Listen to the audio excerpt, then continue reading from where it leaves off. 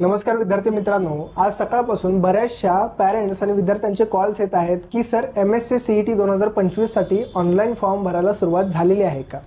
कारण बऱ्याचशा यूट्यूब चॅनलवरती त्याचे व्हिडिओ आलेले आहेत. इवन CET सेलची जी ऑफिशियल वेबसाईट आहे त्या ऑफिशियल वेबसाईटवरती सुद्धा एक लिंक ॲक्टिवेट झालेली आहे, ज्याला म्हणलेलं आहे CET एक्झामिनेशन पोर्टल फॉर 2025-26. म्हणजे CET सेलच्या ऑफिशियल वेबसाईटवरती सुद्धा ही लिंक ॲक्टिवेट झालेली आहे. आता CET सेलची ऑफिशियल वेबसाईट कोणती आहे तर cetcell.mahacet.org. ज्या काही CET सेलकडून एंट्रन्स एक्झाम कंडक्ट केल्या जातात त्या सगळ्या याच वेबसाईटवरून तुम्हाला त्याचे फॉर्म हे भरायला लागतात. मात्र CET सेलचा फॉर्म नेमका कसा असतो व ही लिंक नेमकं कशासाठी आहे तर ते थोडंसं आपण या व्हिडिओमध्ये बघणार आहोत. सो सगळ्यात अगोदर जेव्हा तुम्ही या पोर्टलवरती जाता व या लिंकवरती जेव्हा तुम्ही क्लिक कराल तर साधारणतः एक अशा प्रकारची विंडो तुमच्यासमोर ओपन होते. आता या विंडोमध्ये काय म्हणलेलं आहे बघा की साइन इन हे कोणासाठी आहे, ज्यांनी ऑलरेडी रजिस्ट्रेशन केलेलं आहे. तर अशा विद्यार्थ्यांना इथून साइन इन करायचं आहे. जर तुम्ही फर्स्ट टाइम या वेबसाईटवरती येत असाल व कसलेही रजिस्ट्रेशन अजून केलेलं नसेल तर तुम्हाला या ठिकाणी क्लिक करावं लागतं रजिस्टरवरती. आता रजिस्टरवरती जेव्हा तुम्ही क्लिक करता तर तेव्हा तुम्हाला तुमची माहिती सगळी या ठिकाणी भरायला लागते. सगळ्यात अगोदर म्हणजे तुमचं नाव, 10वी किंवा 12वीच्या मार्कशीटनुसार तुम्हाला तुमचं नाव या ठिकाणी एंटर करायला लागतं. बरेचसे विद्यार्थी नाव एंटर करण्यामध्ये दरवर्षी मिस्टेक्स करतात व त्यांना नवीन ॲप्लिकेशन फॉर्म भरायला लागतो पुन्हा ॲप्लिकेशनच्या फीज पे करून.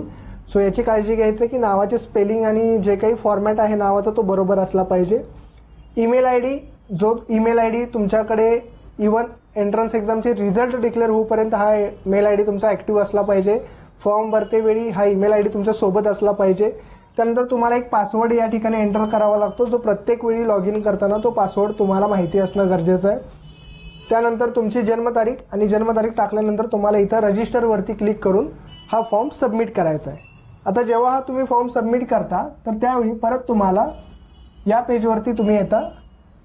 आता जेव्हा तुम्ही रजिस्टरवरती क्लिक करता तेव्हा तुमच्या जीमेल आय डीवरती एक लिंक आलेली असते.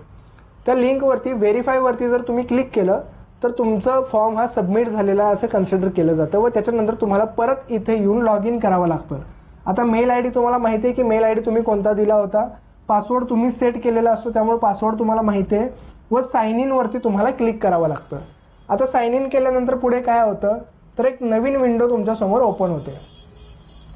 अशा प्रकारची एक नवीन विंडो या ठिकाणी तुमची ओपन होते.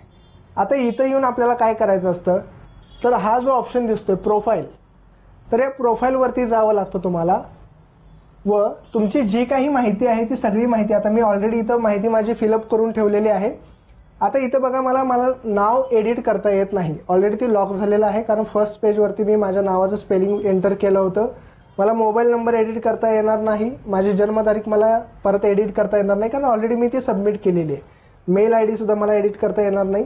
माझ्या बाकीच्या काही पर्सनल डिटेल्स आहेत ते मी या ठिकाणी फिल केलेले आहेत. फादर्स नेम असेल, मदर्स नेम असेल, माझं जेंडर असेल, रिलिजन असेल, माझी नॅशनॅलिटी असेल, annual income, mother tongue, marital status, तर ह्या सगळ्या गोष्टी मी या ठिकाणी एंटर केलेल्या आहेत. इवन माझा परमनंट ॲड्रेस काय आहे तर ॲड्रेससुद्धा मी या ठिकाणी फिल केलेला आहे, तो मला नंतरही चेंज करता येतो. तर ह्या सगळ्या गोष्टी मी एंटर केल्या. परत एकदा फोन नंबर विचारलेला आहे, परमनंट करस्पॉन्डन्स ॲड्रेस विचारलेला आहे. त्यानंतर तुम्ही महाराष्ट्र स्टेटचे डोमेसाइल्ड आहात का, म्हणजे महाराष्ट्राचं डोमेसाइल सर्टिफिकेट तुमच्याकडे आहे का, तर तिथं येस नो विचारलेलं आहे, ते फिल केलं मी इथं. तुम्ही मायनॉरिटीमध्ये येता का, तर या ऑप्शन बऱ्यापैकी विद्यार्थ्यांना माहिती नसतो. मायनॉरिटी दोन प्रकारची असतात, एक रिलिजियस मायनॉरिटी ज्याच्यामध्ये मुस्लिम, ख्रिश्चन, बौद्ध हे सगळे येतात व दुसरी असते लिंग्विस्टिक मायनॉरिटी ज्याच्यामध्ये गुजराती, हिंदी या सगळ्या मायनॉरिटीचे विद्यार्थी येतात. तर मायनॉरिटीमध्ये तुम्ही जर येत असाल तर त्या ठिकाणी तुम्हाला येस म्हणावं लागतं, अदरवाईज नो म्हणावं लागतं. डिसॅबिलिटी तुम्हाला आहे का, डिसॅबिलिटी असेल तर येस म्हणावं लागतं, अदरवाईज नो म्हणावं लागतं. त्यानंतर तुमची 10वी कोणत्या बोर्डमधून झालेली आहे, कोणत्या वर्षी झालेली आहे, 12वी तुम्ही पहिल्यांदा देत आहात का, तर ह्या सगळ्या गोष्टी तुम्हाला फिलअप करून या ठिकाणी सेव्हचं ऑप्शन दिसत असेल तर इथं सेव्हवरती तुम्हाला हे क्लिक करावं लागतं. आता तुमची प्रोफाईल कंप्लीट झालेली आहे. तर हा झाला CET सेलच्या रजिस्ट्रेशनच्या प्रोसेसमधला पार्ट 1. म्हणजे याला म्हणलं जातं की पार्ट 1 हा कॉमन असणार आहे. म्हणजे तुम्ही कितीही एंट्रन्स एक्झाम देणार असाल CET थ्रू कंडक्ट केल्या जाणाऱ्या तर त्याच्यासाठी ही प्रोसेस ही कॉमन असणार आहे. इथून पुढची जी प्रोसेस चालू होती ती तुमची मेन तुमची एंट्रन्स एक्झामची फॉर्म फिलिंगची प्रोसेस, ज्याला पार्ट 2 म्हणलं जातं. आता हा सीईटी सेलचा फॉर्म MST CETचा फॉर्म कुठून भरायचा, तर त्यासाठी तुम्हाला या ऑप्शनवरती क्लिक करावं लागतं, CET रजिस्ट्रेशन रजिस्टर नाव. आता या ठिकाणी क्लिक केलं तर तुम्हाला मल्टिपल एंट्रन्स एक्झाम दिसतील. आता यातल्या कुठल्या एंट्रन्स एक्झामला तुम्हाला फॉर्म करायचं हे तुम्हाला डिसाईड करायचं असतं. आता आपण जी एंट्रन्स एक्झाम देणार आहोत त्याचं नाव आहे MST CET 2025. तर त्याच्या खाली काय लिहून आलेलं आहे, रजिस्ट्रेशन विल स्टार्ट सून. म्हणजे MST CET 2025 साठी अजूनही रजिस्ट्रेशन चालू झालेले नाहीत. भलेही तो PCM ग्रुप असेल किंवा PCB ग्रुप असेल, दोन्हीसाठी रजिस्ट्रेशन प्रोसेस अजून स्टार्ट व्हायची आहे.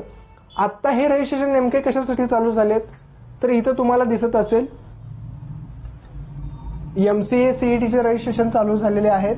किंवा UG मध्ये जर तुम्हाला बघायचं असेल तर UG मध्ये अद्याप तरी LLB कोर्ससाठी वगैरे रजिस्ट्रेशन चालू झालेले आहेत. किंवा मास्टर्सच्या ज्या काही CET आहेत म्हणजे पोस्ट ग्रॅज्युएशन कोर्सेसच्या, तर त्याचे रजिस्ट्रेशन तुम्हाला चालू झालेले दिसतील. मात्र MST CETचे रजिस्ट्रेशन अजून चालू व्हायचे आहेत. हे रजिस्ट्रेशन साधारणतः जानेवारी महिन्याच्या दुसऱ्या आठवड्यामध्ये हे रजिस्ट्रेशन ओपन होऊ शकतात. मात्र ज्या काही गोष्टी आपण मागच्या व्हिडिओमध्ये बघितल्या होत्या की डॉक्युमेंट्स आपल्याला काय काय लागणार आहेत, मायनॉरिटीचा स्टेटस, डोमेसाईल मिळणार आहे किंवा मिळणार नाही, तर ह्या सगळ्या गोष्टींची खात्री करून घ्यायचे. जनरली रजिस्ट्रेशनची फी ओपन कॅटेगरीसाठी 1000 रुपये असते व रिझर्व्ह कॅटेगरीसाठी 800 रुपये असते. ते जेव्हा CET सेलचे फॉर्म्स ओपन होतील त्यावेळी आपल्याला समजेलच. मात्र कुठलीही गडबड करायची नाही. MST CETचे फॉर्म भरायला अजून सुरुवात व्हायची आहे.